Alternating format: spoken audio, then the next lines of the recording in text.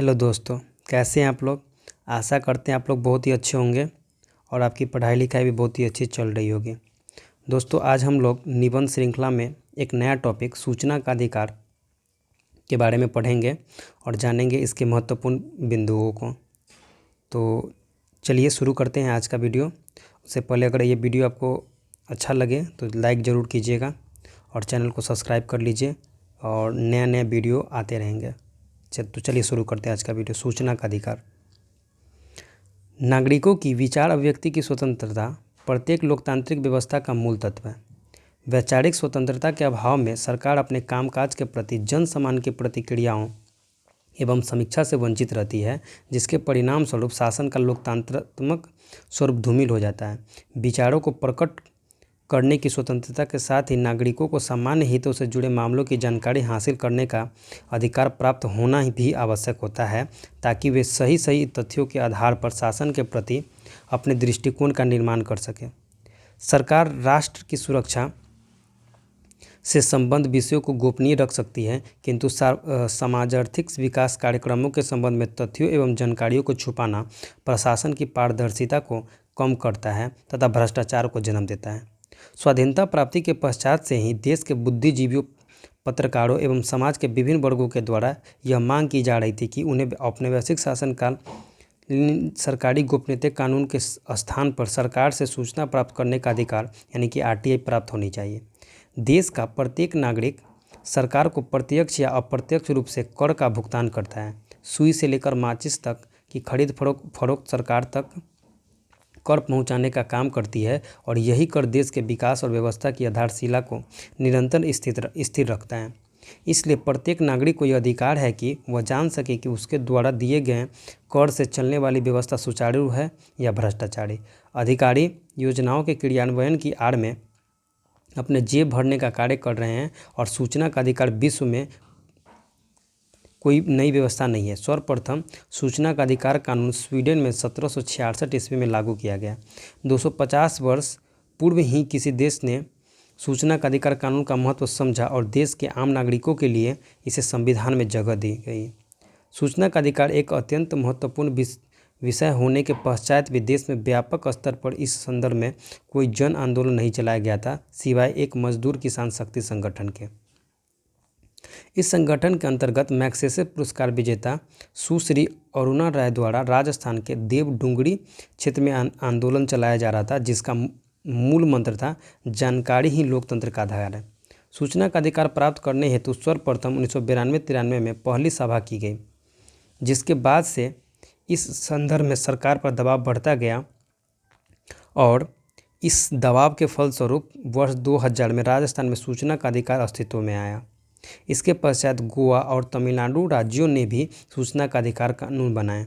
बाद में 6 और राज्यों दिल्ली, महाराष्ट्र, कर्नाटक, जम्मू कश्मीर, असम एवं मध्य प्रदेश में भी सूचना का अधिकार कानून बनाया गया। अब प्रश्न यह उठता है कि आखिरकार सूचना का अधिकार कानून की क्या आवश्यकता थी। इस प्रश्न के उत्तर में यह कहा जा सकता है कि शासन में भ्रष्टाचार पनपने का मुख्य कारण अनावश्यक कारणों से बरती जाने वाली गोपनीयता होती है। यह सत्य है कि देश की संप्रभुता, रक्षा, राजनीति, वैज्ञानिक अथवा आर्थिक हित तथा विदेशों से संबंध को दृष्टिगत रखते हुए कई बार सूचनाओं को गोपनीय रखना अनिवार्य होता है, किंतु इस संदर्भ में यह अनुभव किया जा रहा था कि गोपनीयता की आड़ में जहां प्रशासनिक कामकाज में बढ़ती जा रही अनियमितताओं पर पर्दा डालने की कोशिश की गई, वहीं दूसरी ओर सूचना छुपाकर लोगों को उत्पीड़ित भी किया गया। सिद्धांततः देश के ऊपर वर्णित 9 राज्यों द्वारा सूचना का अधिकार अपने राज्य के लोगों को प्रदान किया गया था, किंतु व्यवहारतः एक ओर जहां उनमें एकरूपता नहीं थी, वहीं दूसरी ओर वे सूचना प्राप्त करने वालों के लिए अत्यंत खर्चीली व्यवस्था भी सिद्ध हो रहे थे। ऐसे में एक नए सर्वव्यापी सूचना का अधिकार कानून की आवश्यकता अनुभव की गई। इसके परिणाम स्वरूप संसद द्वारा सूचना का अधिकार कानून बनाया गया, जो कि 12 अक्टूबर 2005 से संपूर्ण देश में प्रभावित हो चुका है। यह ऐतिहासिक कानून सरकार को जनता के प्रति उत्तरदायी बनाता है। इस कानून का मूल उद्देश्य भ्रष्टाचार पर अंकुश लगाना तथा उत्तरदायित्व को प्रोत्साहन करना है। भ्रष्टाचार को देशद्रोह के रूप में देखा जाना चाहिए। इस संदर्भ में सिमरो ने कहा था कि कोई भी देश मूर्खों के बावजूद बना रह सकता है, यहाँ तक कि महत्वाकांक्षियों के बावजूद भी, किंतु वह आंतरिक देशद्रोह को नहीं झेल सकता। दरवाजे पर खड़ा शत्रु कम खतरनाक है क्योंकि उसे पहचाना जा सकता है, किंतु देशद्रोही तो दरवाजे के भीतर ही लोगों के बीच मौजूद होता है। सूचना का अधिकार कानून बनाते समय इस तथ्य का विशेष रूप से ध्यान रखा गया था कि इस अधिकार का कोई भी व्यक्ति गलत लाभ न उठा सके। इसे ध्यानगत रखते हुए सूचना का अधिकार कानून की धारा 24 के अनुच्छेद 1 में राष्ट्रीय सुरक्षा से प्रत्यक्ष रूप से संबंधित विभागों जैसे खुफिया विभाग, संवेदनशील विभाग, वैज्ञानिक शोध विभाग, परमाणु एवं उपग्रह विभाग तथा ऐसे विभागों की सूचनाओं को जिसे देश की संप्रभुता को ठेस पहुंचती हो, इस कानून की परिधि से बाहर रखा गया है। इसके अंतर्गत इंटेलिजेंस ब्यूरो, रॉ, प्रवर्तन निर्देशालय, असम राइफल, CISF और राष्ट्रीय सुरक्षा गार्ड यानी कि NSG जैसे 18 खुफिया अथवा सुरक्षा अभिकरणों को छूट प्रदान की गई है। इस कानून की धारा 24 के अनुच्छेद 2 के अंतर्गत सरकार को गजट घोषणा के माध्यम से इस सूची में फेरबदल करने का अधिकार प्रदान किया गया है। उल्लिखित विभागों के अतिरिक्त किसी भी विभाग से सूचना प्राप्त करने का अधिकार इस अधिकार के माध्यम से देश के प्रत्येक नागरिक को प्रदान किया गया है। लोकतंत्र की सफलता हेतु नागरिकों को पारदर्शी जानकारी दिया जाने अनिवार्य माना गया है। सूचना देने से न केवल भ्रष्टाचार पर अंकुश लगेगा, अपितु सरकार का उत्तरदायित्व भी सुनिश्चित होगा। इसी तथ्य को ध्यानगत रखते हुए सूचना आयुक्त के रूप में एक संवैधानिक निकाय का गठन किया गया है। सूचना आयुक्त की भूमिका भी चुनाव आयुक्त और सतर्कता आयुक्त के समान ही स्वायत्ततापूर्ण होगी। इसका प्रमुख उत्तरदायित्व सूचना के अधिकार से संबंधित प्रावधानों को और अधिक प्रभावी बनाने हेतु आवश्यक कदम उठाना सुनिश्चित किया गया है। इस कानून के तहत बहुत से ऐसे तथ्यों के विषय में पता चला जिनसे सरकारी कार्यों में लिप्त भ्रष्टाचार सामने आया तथा अधिकारी मंत्रियों के अवैध क्रियाकलापों की जानकारी उजागर हुई। एक आवेदन में यह जानकारी प्राप्त हुई कि आदर्श हाउसिंग सोसाइटी, एक 31 मंजिला इमारत जो कि युद्ध के शहीदों की विधवाओं के लिए बनाई गई थी, का प्रयोग राजनेताओं, नौकरशाह और उनके रिश्तेदारों द्वारा किया जा रहा था।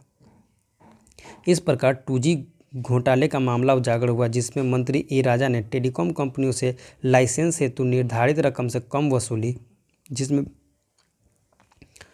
भारत सरकार को 1.76 लाख करोड़ रुपए का नुकसान हुआ। कॉमनवेल्थ गेम्स के बाद कलमाड़ी द्वारा किए गए एक और बड़े घोटाला का मामला सामने आया। 2007 में गरीबों के लिए भोजन वितरण में अनियमितता की बातें सामने आई।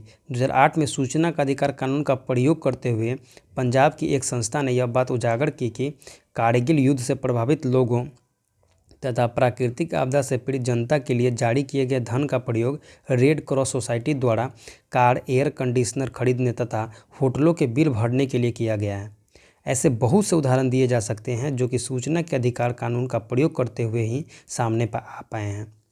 सर्वोच्च न्यायालय ने भी अनुच्छेद 19 के अंतर्गत सूचना के अधिकार पर बल देते हुए इसे मौलिक अधिकार के दायरे में शामिल किया है, जिससे कोई भी नागरिक लिखित आवेदन कर सूचना मांग सकता है। आवेदक को यह सूचना अंग्रेजी या हिंदी अथवा स्थानीय भाषा में उपलब्ध करा दी जाएगी।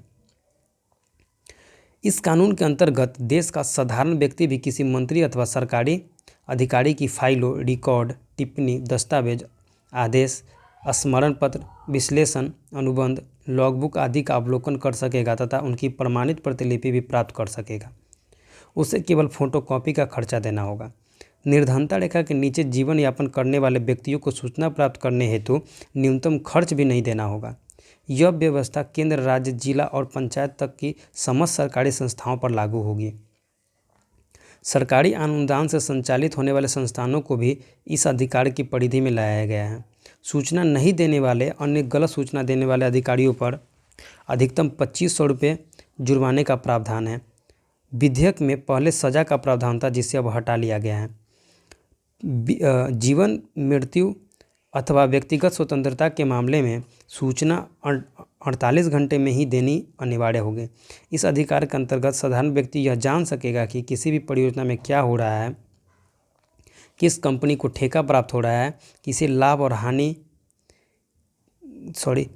और किसे हानि हो रही है। देश में सरकारी अनुदान प्राप्त करने वाले अनेक गैर सरकारी संगठन कार्यरत हैं, जो सरकार से अनुदान प्राप्त करके फर्जी कागजों में काम दिखाकर सरकारी धन, जिस पर जनता का अधिकार है, हड़प लेते हैं। अब इस समस्त गैर सरकारी संगठनों को भी इस अधिकार के परिधि में लाया गया है। किसी गैर सरकारी संगठन में पैसा कैसे और कहाँ खर्च हो रहा है इसका हिसाब किताब अब प्रत्येक नागरिक प्राप्त कर सकेगा। संपूर्ण विश्व में सूचना के अधिकार को मान्यता प्रदान की गई है। संयुक्त राष्ट्र संघ द्वारा जारी मानवाधिकारों की विश्व घोषणा 10 दिसंबर 1948 में भी सूचना के अधिकार के महत्व को स्वीकार किया गया है। स्वीडन, जर्मनी, नॉर्वे, डेनमार्क, संयुक्त राज्य अमेरिका, कनाडा जैसे विकसित देशों में सूचना के अधिकार को विधिक मान्यता प्रदान की गई है। इन देशों में प्रत्येक नागरिक उचित मूल्य चुकाकर सरकारी दस्तावेजों की प्रतिलिपि हासिल कर सकता है। साथ ही किसी अधिकारी द्वारा ऐसे दस्तावेजों को उपलब्ध कराने से मना करने की स्थिति में न्यायालय या किसी अन्य प्राधिकारी के समक्ष अपील भी कर सकता है। भारत में सूचना के अधिकार की मांग को जन्म देने में सर्वोच्च न्यायालय के कुछ न्यायिक निर्णयों की महत्वपूर्ण भूमिका रही है। भारतीय संविधान में अनुच्छेद 19(1) क के अधीन सभी नागरिकों को विचार, अभिव्यक्ति तथा संप्रेषण की स्वतंत्रता प्रदान की गई है, जो युक्ति संगत निबंधनों के द्वारा सीमित है। SP गुप्त बनाम भारत संघ, हमदर्द दवा खान बनाम भारत संघ 1960, राजनारायण बनाम उत्तर प्रदेश सरकार 1975 तथा इंडियन एक्सप्रेस न्यूज़पेपर बनाम भारत संघ 1985 जैसे मामलों में सर्वोच्च न्यायालय द्वारा सूचना प्राप्ति के अधिकार को मूल अधिकारों का ही अंग माना गया है। भारत में आपातकाल के उपरांत सूचना के अधिकार की मांग तीव्रतर होती गई। सूचना के अधिकार की मांग पर विचार हेतु 1978 में द्वितीय प्रेस आयोग का गठन किया गया, जिसके अध्यक्ष न्यायमूर्ति PK गोस्वामी थे। 1996 में भारतीय प्रेस परिषद द्वारा सरकार को सूचना के अधिकार का विधेयक प्रारूप पेश किया गया, जिस पर विचार करने के लिए HD सौरी की अध्यक्षता में एक समिति नियुक्त की गई। इस समिति ने 1997 में एक संशोधित विधेयक का प्रारूप पेश किया, जिसमें सूचना के अधिकार को सूचना की स्वतंत्रता में परिवर्तित कर दिया गया। इस प्रारूप में सरकारी अनुदान प्राप्त कंपनियों, संस्थाओं, न्यासों व सहकारी संस्थाओं को ही सूचना उपलब्ध कराने हेतु उत्तरदायी माना गया है। साथ ही सूचना उपलब्ध न कराने की दशा में किसी अधिकारी को दंडित भी नहीं किया जा सकता। इस प्रकार उक्त विधेयक का प्रारूप सूचना के अधिकार की गारंटी प्रदान करने में असमर्थ माना गया है, किंतु नया विधेयक इस संदर्भ में सक्षम है। भ्रष्टाचार के मकर जाल में फंसी भारतीय राजनीतिक व्यवस्था में सूचना का अधिकार एक क्रांतिकारी कदम साबित हो सकता है, जो प्रशासन में पारदर्शिता एवं संश्लेषण को संवर्धित करेगा। जिन राज्यों में पहले से इस संदर्भ में कानून बने हैं, वहाँ वे भी रहेंगे, यह भी कानून भी काम करेगा। इसके अतिरिक्त अब गरीबी रेखा से नीचे रहने वालों को सूचना पाने के लिए कोई फीस नहीं देनी होगी। अब सूचना नहीं देने पर जुर्माना का भी प्रावधान किया गया है। सुरक्षा व खुफिया विभागों से संबंधित कर्मियों को भी इसके दायरे में लाया गया है। भ्रष्टाचार और मानवाधिकार उल्लंघन के मामले में एक प्रक्रिया से गुजरने के बाद सूचना उपलब्ध कराई जाएगी। इसके अंतर्गत सूचना देने की अधिकतम आयु 25 वर्ष से घटाकर 20 वर्ष कर दी गई है। सूचना का अधिकार देने वाले इस कानून से हमारा लोकतंत्र गोपनीयता के विरुद्ध पारदर्शिता की ओर एक कदम आगे जरूर बढ़ा है, लेकिन जीने और जानने की जंग अभी पूरी तरह जीती नहीं गई है। यह भी अच्छा हुआ कि इस कानून का नाम सूचना का अधिकार रखा गया है, सूचना की स्वतंत्रता नहीं। अर्थात इस कानून के माध्यम से लोगों को मात्र स्वतंत्रता ही नहीं दी गई है, बल्कि उन्हें अधिकार संपन्न भी बनाया गया है। लेकिन इस कानून में जिन क्षेत्रों की सूचनाओं को न देने या प्रतिबंध के दायरे में रखने की बात कही गई है, यह कानून की मूल आत्मा को ही खंडित कर देता है। उदाहरण के लिए ऐसी सूचना जिसको देने से देश की संप्रभुता, अखंडता, राज्य की सुरक्षा, राजनीति, वैज्ञानिक या आर्थिक हितों तथा विदेशों से संबंध पर प्रतिकूल प्रभाव पड़ता है, को सार्वजनिक नहीं किया जा सकेगा। इस अधिनियम एवं अधिकार को यदि प्रभावी ढंग से लागू किया जाए तो देश एवं देशवासियों को भ्रष्टाचार में अकंठ डूबी राजनीतिक व्यवस्था एवं नौकरशाही से निजात मिल सकती है एवं पारदर्शी प्रशासन की स्थापना हो सकती है। लेकिन यह तभी संभव है जब देश के समस्त नागरिकों को इस योग्य बनाया जाए कि वे अपने इस अधिकार का प्रयोग कर सकें। साथ ही शिक्षित नागरिकों में प्रशासनिक एवं राजनीतिक सहभागिता बढ़ाने का प्रयास करना होगा। इस अधिकार को आम आदमी तक पहुँचाने के लिए संचार माध्यमों, टेलीविज़न, रेडियो, समाचार पत्रों, पुस्तकों आदि का प्रभावी उपयोग करना होगा। सूचना अधिकार के प्रमुख प्रावधान। पहला है सूचना के अधिकार के कारगर कार्यान्वयन हेतु केंद्रीय सूचना आयोग, राज्य सूचना आयोग तथा जिले एवं खंड स्तर पर सूचना आयुक्तों एवं अधिकारियों का संस्थात्मक संगठन स्थापित किया गया है। सूचना प्राप्ति के लिए 10 रुपये का शुल्क देना होगा एवं गरीबी रेखा से नीचे गुजर बसर करने वालों के लिए सूचना प्राप्ति का निःशुल्क प्रावधान किया गया है। फिर है सूचना अधिकार अधिनियम धारा 7(1) के अनुसार सूचना अधिकारी 30 दिनों के अंदर मांगी गई सूचना उपलब्ध करवाएगा और यदि यह सूचना किसी व्यक्ति के जीवन एवं स्वतंत्रता से संबंधित है तो इसे आवेदन के 48 घंटे के भीतर प्राप्त किया जा सकता है। सूचना अधिकार अधिनियम के प्रावधान केंद्र, राज्य, स्थानीय निकाय, सार्वजनिक उपक्रमों, स्वयंसेवी संगठनों सभी पर लागू होंगे। फिर है यदि सूचना अधिकारी या अपील अधिकारी विहित समय में सूचना उपलब्ध नहीं करवाता है या आवेदन पत्र बिना युक्त कारण के निरस्त करता है तो अधिनियम की धारा 20 के अंतर्गत ऐसे अधिकारी को 250 रुपये प्रतिदिन एवं अधिकतम 25,000 रुपये के जुर्माने का प्रावधान है। सूचना अधिकार अधिनियम की धारा 24 के अंतर्गत खुफिया विभाग, वैज्ञानिक शोध विभाग, परमाणु एवं उपग्रह विभाग जो राष्ट्रीय सुरक्षा व्यवस्था से जुड़े हैं को इस अधिनियम के दायरे से बाहर रखा गया है। इस अधिनियम के अंतर्गत अपील के अतिरिक्त कोई न्यायालय अधिनियम के अंतर्गत वाद कार्यवाहियों संबंधी आदेश का पोषण नहीं करेगा। इस बात का प्रावधान अधिनियम की धारा 23 में किया गया है। परंतु इस अधिकार का प्रयोग इस अधिकार का प्रयोग भारतीय नागरिकों को पूरे दायित्व के साथ करना होगा।